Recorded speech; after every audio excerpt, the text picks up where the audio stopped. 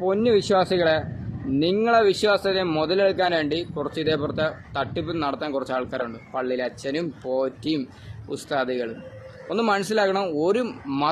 ഒരു മതത്തിൽ ദൈവങ്ങൾ പറയണില്ല നഗ്നം പൂജം ചെയ്യണം എന്ന് പറഞ്ഞാൽ എന്താ നിങ്ങളെ പ്രശ്നം തീരുമെന്നുള്ളത്. ഈ രാജ്യത്തിനകത്ത് ഒരുപാട് പ്രശ്നങ്ങളുണ്ടല്ലോ. ഈ നഗ്നം പൂജ ചെയ്തെല്ലാം തീരുമല്ലോ. പിന്നെ ഈ കോടതിയൊക്കെ എന്തിനായിരിക്കുന്നത്?